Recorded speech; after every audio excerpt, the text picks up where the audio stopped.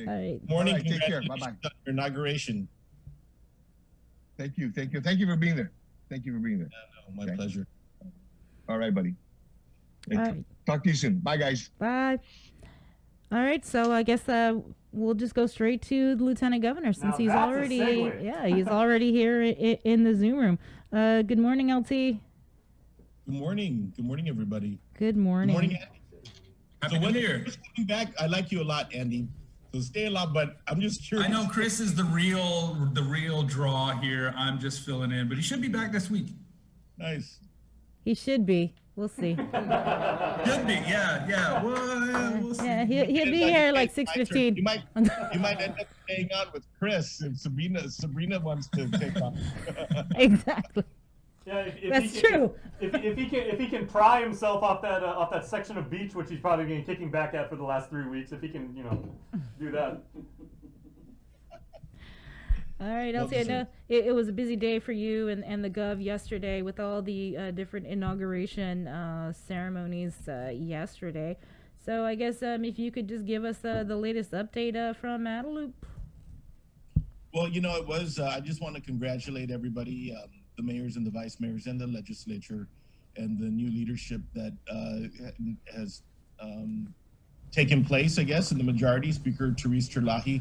And of course, Vice Speaker Tina Barnes still in the mix, and all the senators. So, I heard just the tail end of the conversation from Senators Moylan and Blas about their movement to reduce fees and reduce taxes. So, I think that they're right that it's start of a conversation, and part of the conversation is going to be in their hands too when they come up with the budget and determine what level of spending they want to prioritize in public health, public safety, and education, knowing that all three took a little hit, some greater than others, and we're managing it at this point. But the priority for us right now is trying to make sure that the healthcare is addressed. We're seeing great progress. I believe later this week, the first group of people that will complete their vaccination, so they would have finished their 21 days. And of course, that effort was focused on the healthcare workers. And so right now there is community testing at Guam Community College. Testing still looks good. We still want to get out there and get those engagements out to try and make sure that we keep the rate of infection down. While we're seeing it rise in the States. And I've been noticing that we're seeing a small uptick in positive cases coming out of the quarantine.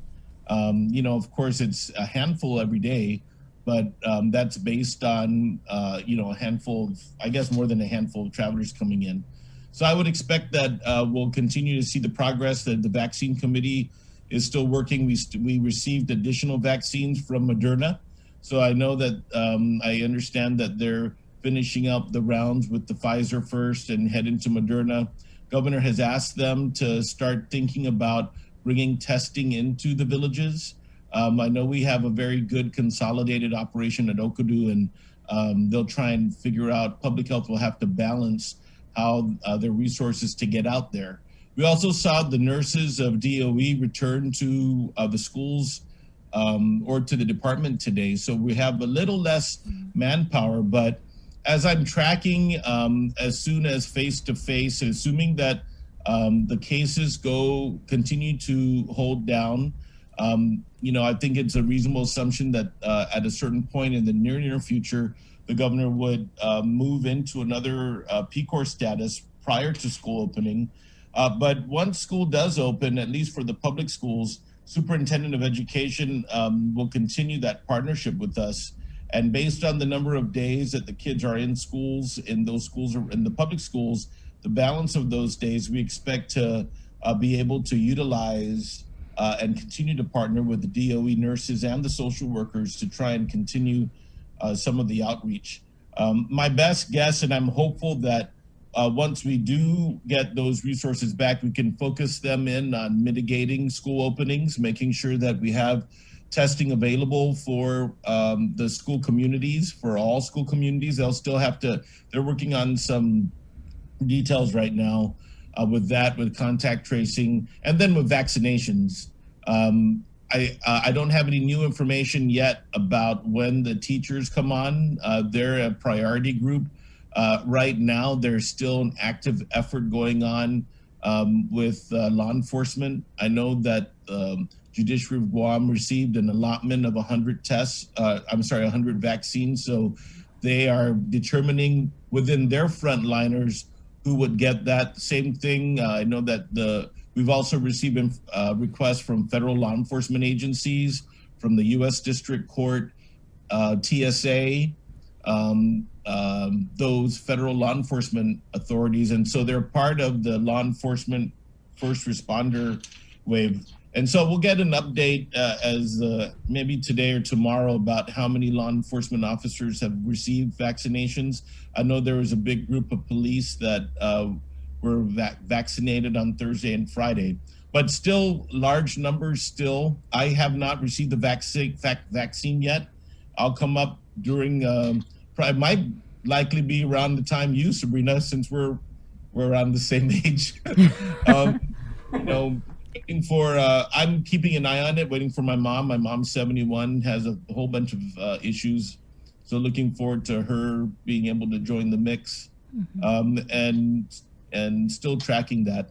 In terms of the national stuff, we're still getting a lot of information and work coming out of HHS, even though we're in a very interesting period of time in transition now that the U.S. Congress has been sworn in. But I think in the next day, I think tomorrow or the next day, we're going to start seeing little drama going on, unfolding about the Electoral College. But I fully expect the president to be inaugurated, and I feel strongly I'm encouraging the governor to attend the inauguration, actually, to try and make, we're really talking about that right now, given the situation and the safety concerns we have. But I think we have to balance that with the need to make sure that we maintain and expand the interaction that we have with the federal government. And indications are pretty good.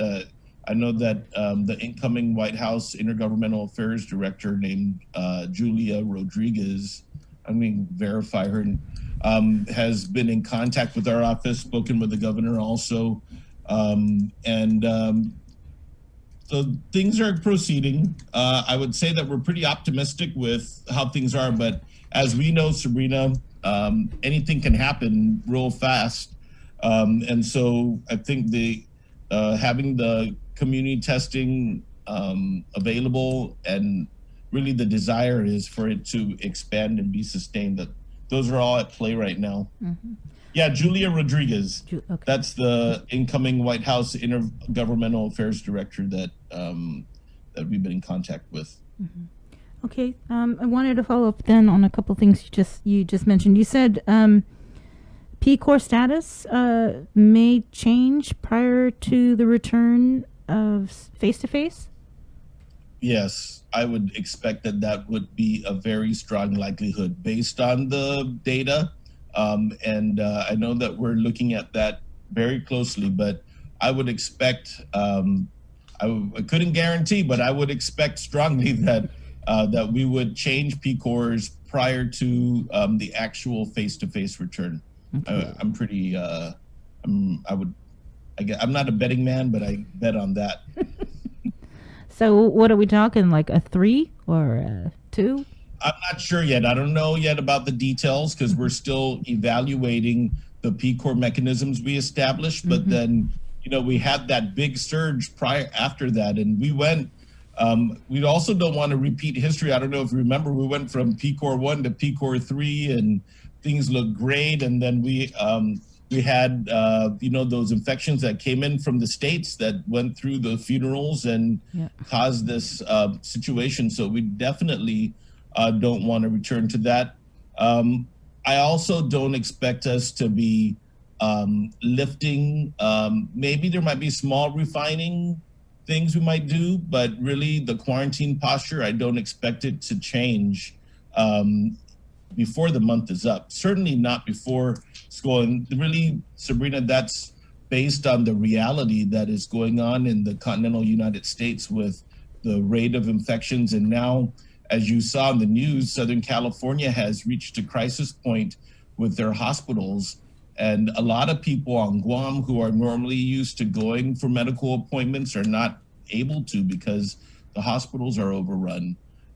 Same thing with the Philippines, right? Already, if you were not a Philippine citizen, it would be almost impossible to get in. They loosened it a little, but as we see just a few days ago, the Philippine government has shut its borders down from travelers that are not Filipino citizens coming in from the US. So, you know, as things are going good, we hear the pressures for reopening, and we hear now the movements, the pieces to try and set the direction for economic recovery, which we are going to lead with the legislature and others. We have to be very careful because things are happening outside the borders and pretty fast. They just found, I guess, that UK strain in New York, which is concerning. But if it's already in California and it's already in Colorado, and quite frankly, Sabrina, it's only being caught because they were sending, you know, additional samples to labs. We haven't done that yet. I know that we're looking at that, and we are able to send some samples to CDC, like we did in the beginning of the pandemic. I would say that it's a very, very volatile situation. As we know, California, Colorado, those are places that we have relatives, family, and friends. People are traveling in and out from. So I think being very careful with quarantine and making sure that we get to a point where we're satisfied that we have enough resources to maintain supervision of home quarantine. Once we head into that direction for the broader masses, those are all things that we're doing. Surgeon Cell, by the way, also is, I know that they have been pushing for, and we support pilot testing up at the hospital. Pilot testing, a pilot project up at the airport for travelers that are eligible for home quarantine, to try and bring that in. Stay tuned for that. That's something that the airport and the Surgeon Cell are working on actively right now. But I think public health is trying to keep its balance with their vaccination effort, with the testing effort, and with their response. And right now, they're just adjusting a bit with the loss of a bunch of the nurses. But like I said, in a few weeks, I would expect that we would reactivate some level of that support. It wouldn't be the same as we did because schools have been closed, but we'll just have to try and balance it as we go forward. Any word on how soon we would be looking at that pilot project to launch over at the airport? You know what? It's an active thing. I would tell you that if the Surgeon Cell in the airport had their way and full authority, they probably would have started it 2 weeks ago. Yeah. So a lot of it is resting on public health, and the governor is supportive of it. But I think that they'll activate it when they believe they're able to support it. And they're working on the details, Sabrina. Yeah. I wish they could start it already today. Yeah. But that's not something that they were able to support yet. But we'll try and see how we can push them the right way. Make sure that they don't compromise themselves. JQ was on. I think he was on a couple last month or a couple months ago, and he was talking about this rapid testing, and he's already got the area set aside. He's just waiting for the Surgeon Cell to pull the trigger on the whole plan. Yeah, so they're ready. Surgeon Cell's ready. It's now on the public health side to try and activate that. You're right. They want to do their part and try and start getting into this area and see what they can support, and using this as an opportunity to refine an operation for whatever may happen with future testing. Mm-hmm. I think what's going to help is with the airlines, because the airlines are now offering testing. That's one thing. But the another big thing that we're trying to work towards is having access or getting the federal government to activate their national network for the vaccine record. I could imagine that in the near future, starting with our country and then likely heading with the others, that there'll be some sort of program that vaccinated individuals would be able to demonstrate or confirm their vaccination in order to access or to liberalize some traveling between countries. There's some articles that I'm reading about that. But I imagine that with the number of people getting vaccinated, although the national number is much less than the 20 million that the Trump administration thought that they would achieve, I think they're already between going to 5 million. That's a lot of people, and I imagine that there's going to be some traveling needs. So that's something the airport has been pushing. They're trying to prepare for that, but it's not something that is being supported yet by the feds. They can, though, because I'll tell you, Sabrina, everybody that is vaccinated, their records are going into a national database that normally operates nationwide vaccination distribution. So the system is there. I think that we're just at the beginning stages of the vaccination. I would expect that in the future, that kind of information would be integrated with the need or the demand for travel in the near future. I don't have all the full details because it's just kind of popping up on my feed. If you heard anything about the Senzan nomination, I'm just only what has been reported and some links about Judge Maria, who is a very close friend of mine, and a very good jurist, finds herself in the mix between the two administrations and the Congress. So it really is almost like a toss-up. It's been a toss-up to see what actually would happen and whether or not the Congress would proceed. I'm not so sure what would happen, but I'm always looking. I would just say that no matter what, for her, I would expect that she has a long, bright future in the field, in the judicial branches, wherever that takes her. But no new information on that I have access to.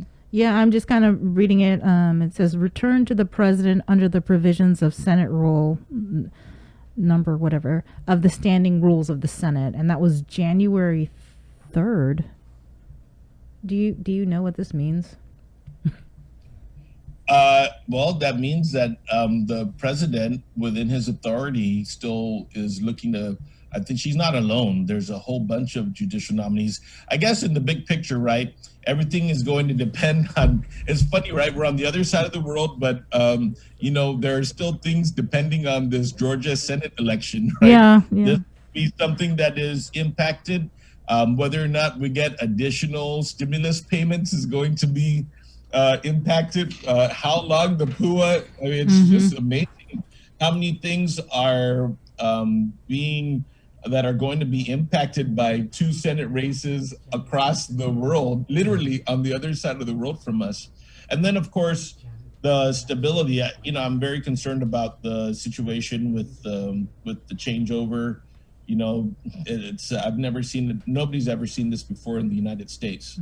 We've seen it before in other places, and it's been dangerous, right? But I'm just, every day I wake up, and that's the first thing I'm like, what happened with the federal stuff? Because all those decisions impact us.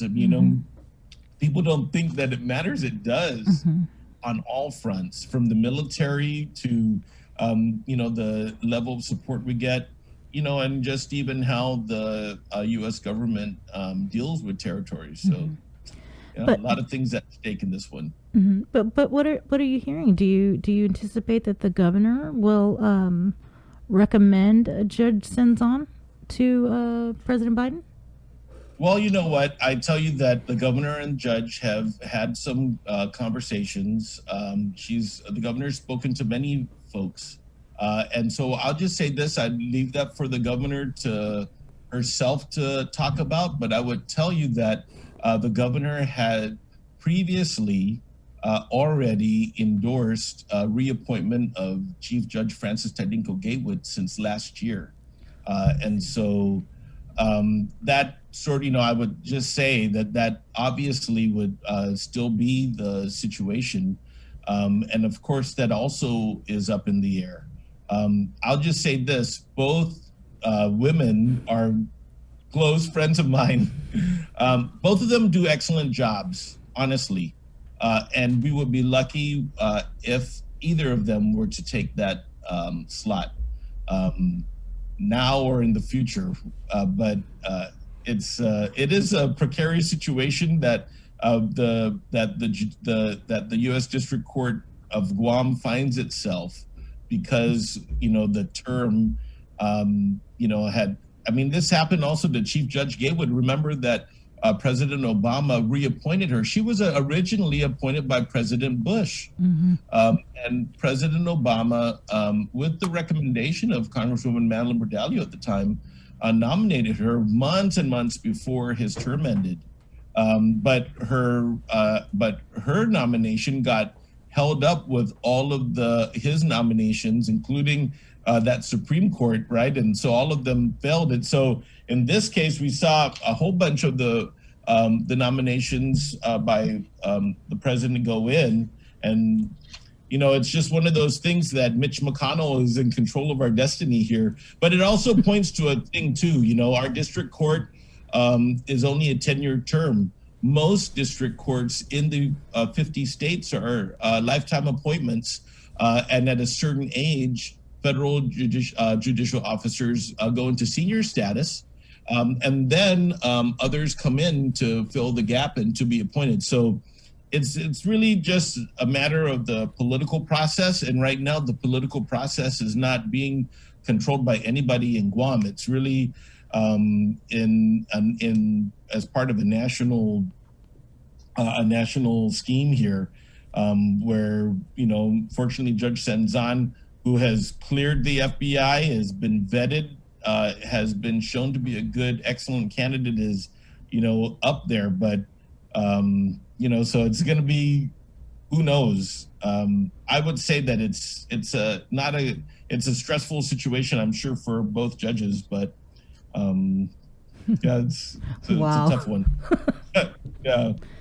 That sounds like a whole lot of drama. Though, I can imagine both of them are going to be in the mix in the judiciaries for quite a long time. Yeah. Both of them are excellent, very, very good temperament. Mm-hmm. They've done tremendous things so far during their terms, and I'm proud for both of them.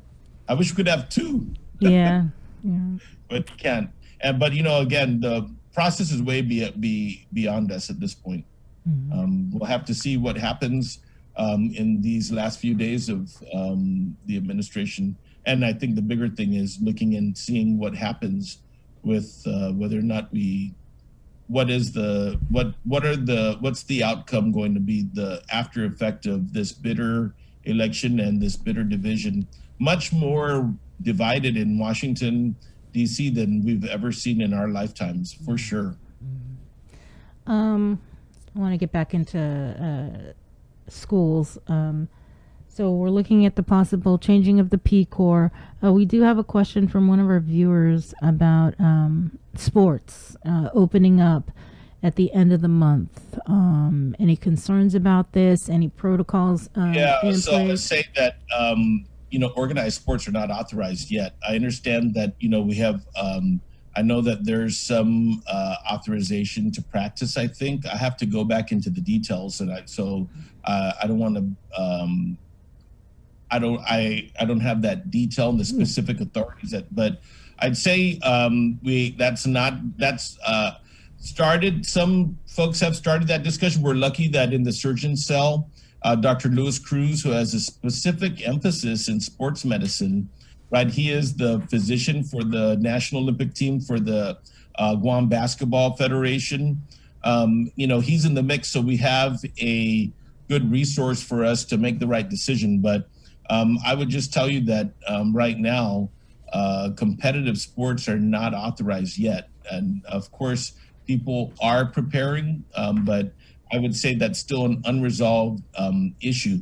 But there is some pressure. I'll tell you that our Guam national basketball team and the Guam team for soccer are both have dates scheduled to play internationally off island.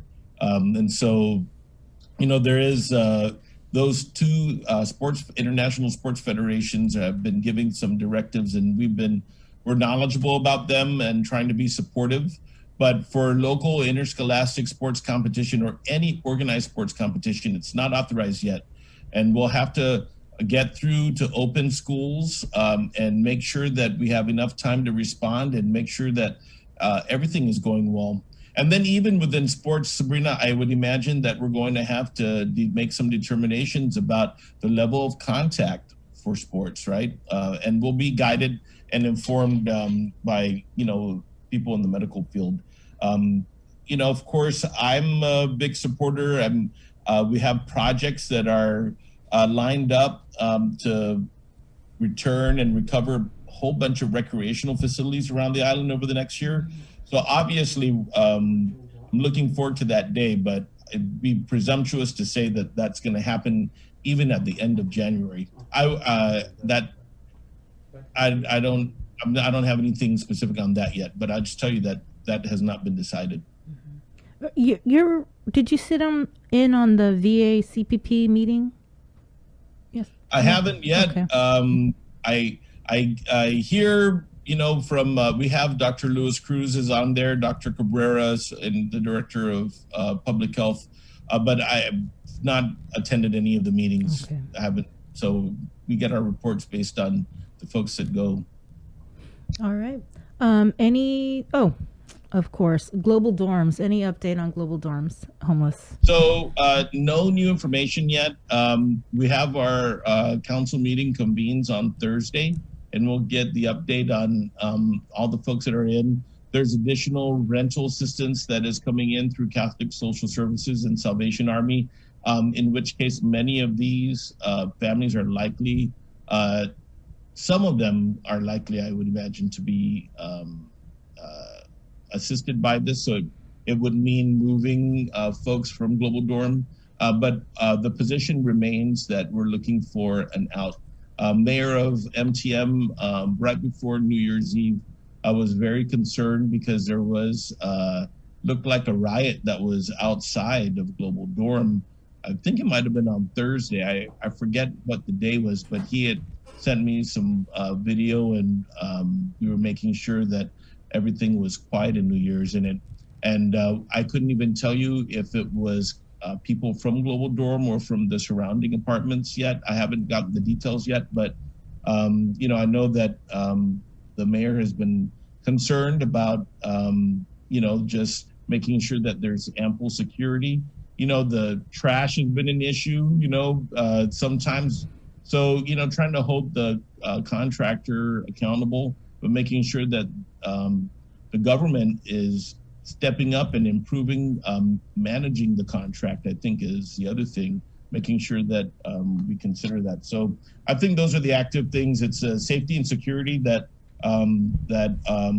need to continue to be examined, I think, for improvements at Global Dorm based on that riot that we saw outside of the facility in the streets. We're just not sure who they were, but we'll take a look and see and make sure that we address and keep that community safe, including the inhabitants of the dorm. Mm-hmm.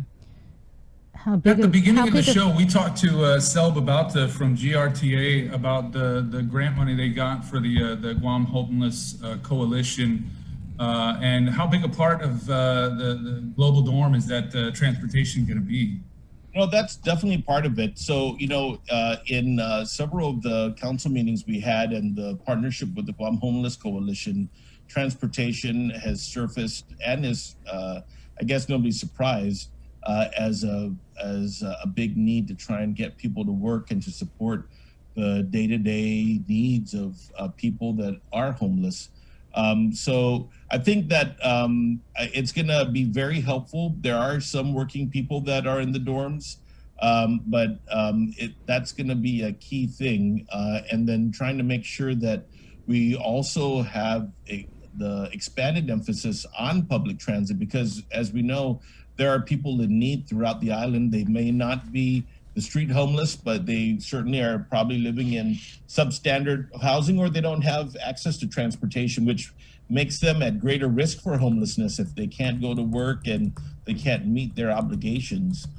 So it's a big partnership. We'll get details, Andy, on Thursday about, we're gonna, Sel will give us an update on that, and then we'll be able to get the info from the Homeless Coalition. They're also asking for vehicles. So some of them maintain residential settings. Ali Shelter, for example, although it is not a homeless shelter, it is a shelter for people who are displaced, for women and children. Even with CPS and speaking with the homemakers and the kids in foster care, there are some additional vehicles we need to help with also, to make sure that kids go to appointments, people get medical care, things like that. So it's almost like this is just the tip of the first step with what Sel's putting forward.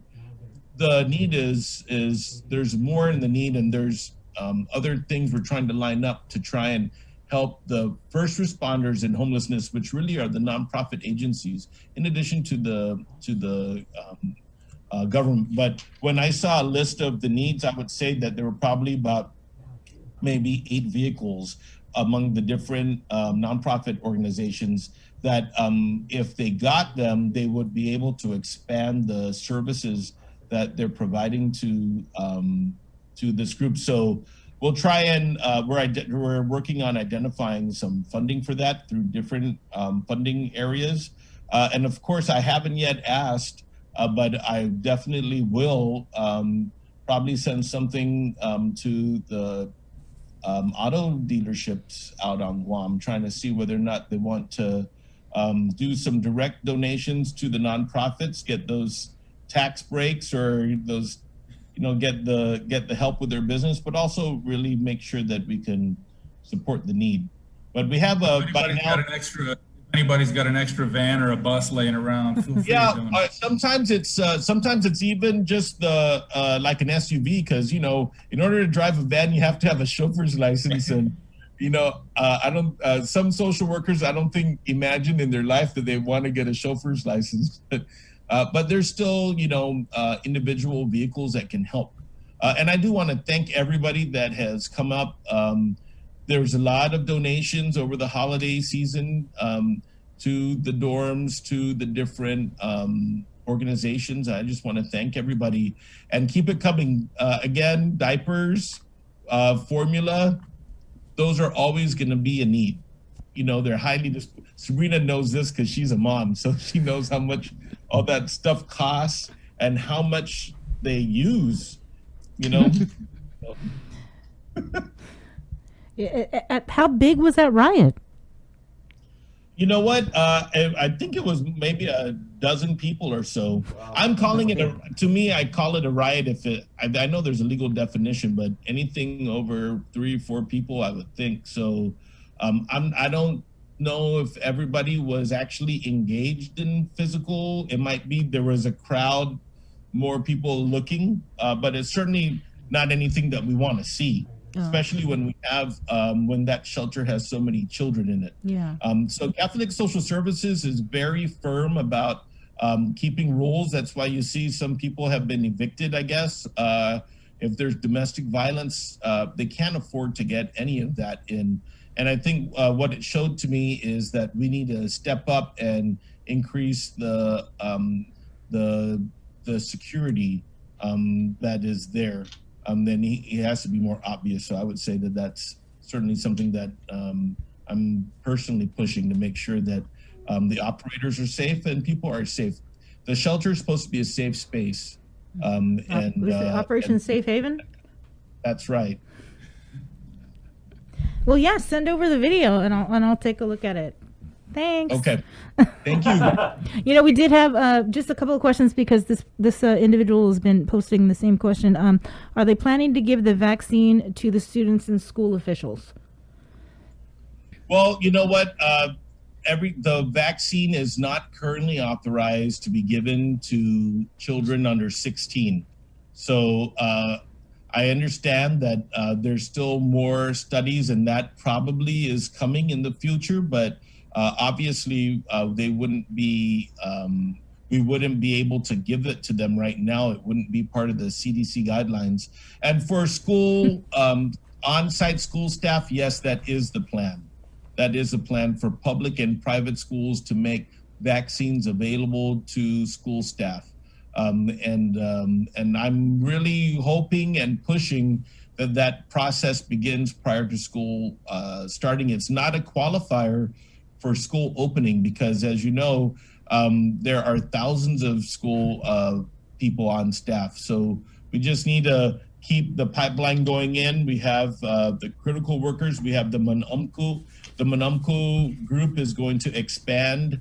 You know, when it goes down another notch. I understand they're looking at going into the 60s, and of course, there's already work talking with all of the renal care centers trying to reach the diabetic population, which is high. And we've also seen, of course, in our scores that folks with diabetes have been at high risk of hospitalization, and unfortunately we're a bunch of casualties too.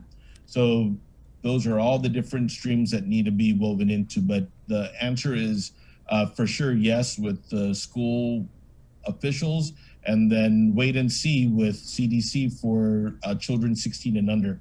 And again, this is going to be, of course, a choice by the households on whether or not they're going to take the vaccine. We're starting to see articles, Sabrina, where there are private sector employers in the states that are doing vaccine mandates. I've just started reading those kinds of things, but that's not been talked about or advocated for the government of Guam or the people of Guam at this time. Another question. When are they going to allow visitors at the hospital, non-COVID? You know what? I'm not sure. I mean, the hospital situation is getting much better, quite frankly. You know, I mean, what a world of difference we are right now after the people of Guam rallied than where we were in late October, right, and early November. But I'm not sure yet on that. Of course, that should be always the goal because people recover well when they have that family support. And as we know, there's a lot of caregiving that is happening in the hospital rooms that the families are able to tend to that the nurses on the floors are not necessarily able to give that one-to-one. That's a goal, but I don't know yet when that would be, Sabrina. All right. Well, thanks, LT. Thank you. And anything right. else? No. All right. All right. We'll see you next week. Okay. Thanks. All right. Take care. Bye. Okay. Lieutenant Governor, with the latest updates that he has for us. What a situation, though, with Judge Maria Senzan and Judge Gatewood. I guess we're just going to have to kind of wait and see how that all plays out. And like he said, they're both wonderful judges, so kind of unfortunate. So stay tuned. Who do we have on next? We were supposed to have Speaker Therese Terlahi on the show, but she's actually going to be on. We're trying to reschedule it for tomorrow. She had a scheduling conflict, but we're definitely going to have her on the show.